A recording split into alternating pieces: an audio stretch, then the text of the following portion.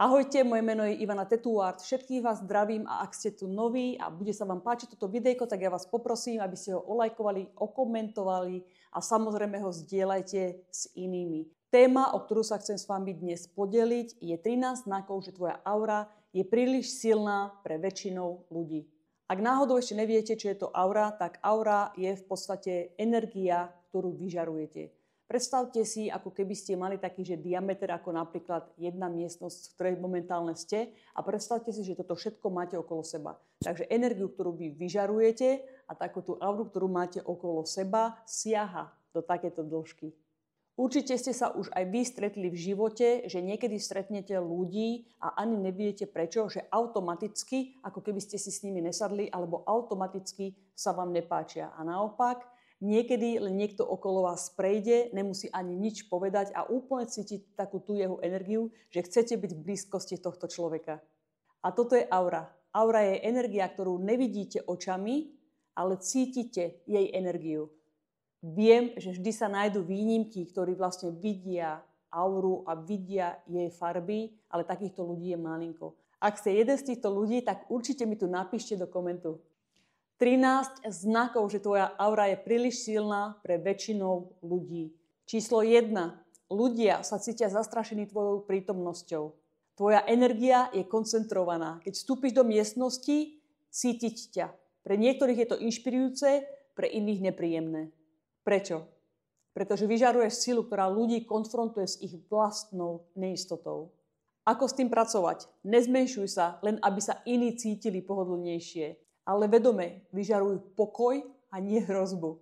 Číslo 2. Priťahuješ pozornosť bez toho, aby si sa snažil.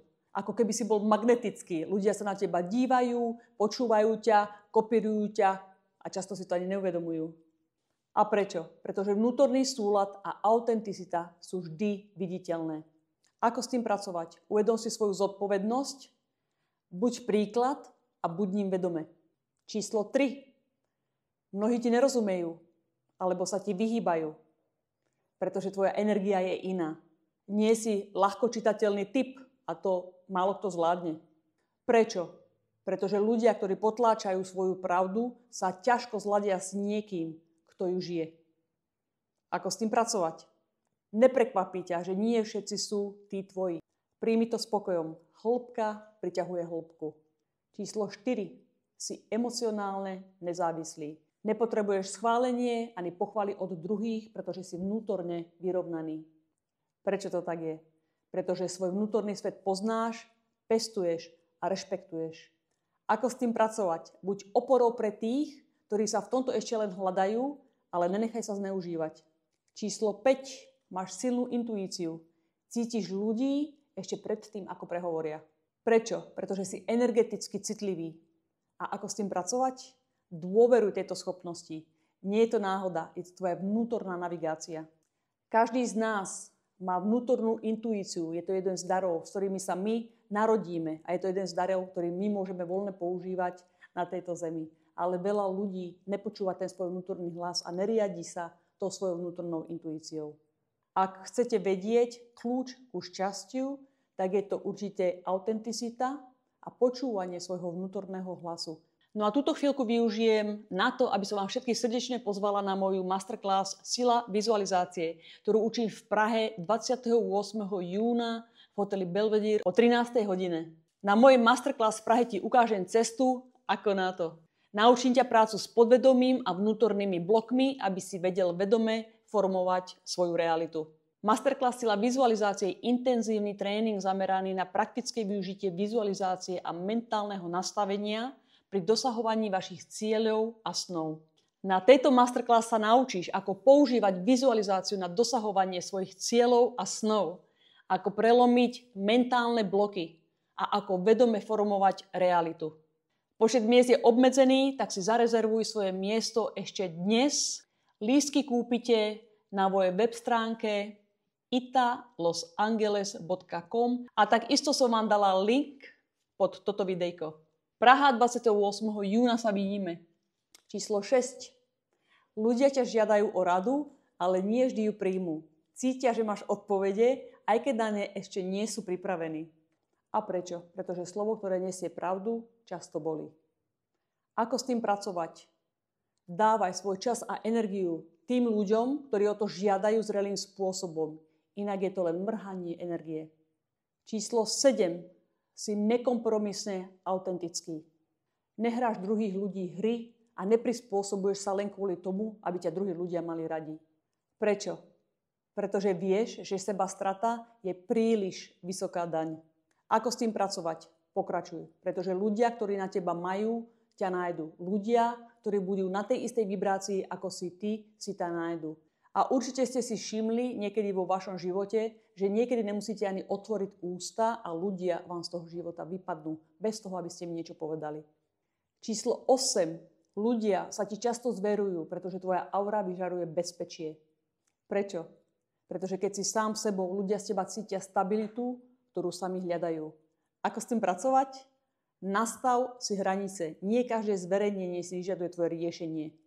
Číslo 9. Cítiš sa osamelo aj medzi ľuďmi. Hĺbka neznamená, že si vždy obklopený. Prečo to tak je? Pretože väčšina spoločenských väzieb je plitká a ty túžiš po skutočnosti. Mňa osobne nezaujímajú plitké konverzácie alebo plitké vzťahy. Ako s tým pracovať?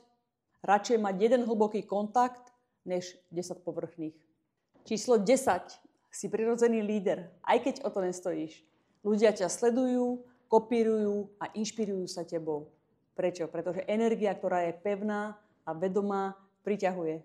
Ako s tým pracovať? Uvedom si vplyv, ktorý máš a používaj ho múdro. Číslo 11. Tvoja prítomnosť vyvoláva zmeny. Si ako katalizátor. Vzťahy, pracovné prostredia, skupiny, všade, kde vstúpiš, sa veci začnú meniť. Prečo? Tvoja energia rozrušuje stagnáciu. Ako s tým pracovať? Buď vedomým činiteľom zmeny, ako transformátor. Číslo 12. Ľudia ťa testujú alebo ťa chcú spochybniť. Niektorí nevedia zvládnuť tvoju silu a tak ju chcú zahodiť. Prečo? Pramení to z ich ega, z ktorého hovorí strach. Ako s tým pracovať? Tak, že sa nebudeš zapájať do ich hry. Tvoja energia je cennejšia. Číslo 13.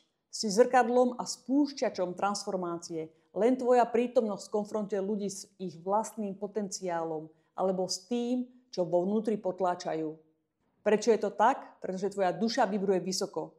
Ako s tým pracovať? Buď si toho vedomý, ale láskavý a silný. A čo by som povedala na záver?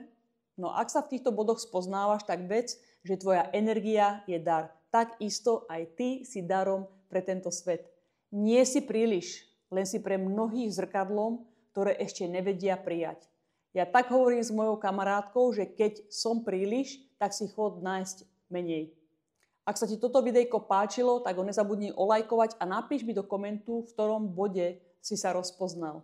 Takisto som vďačná za každé zdieľanie. Tvoja aura je požehnanie a nie každému je súdené ju pochopiť.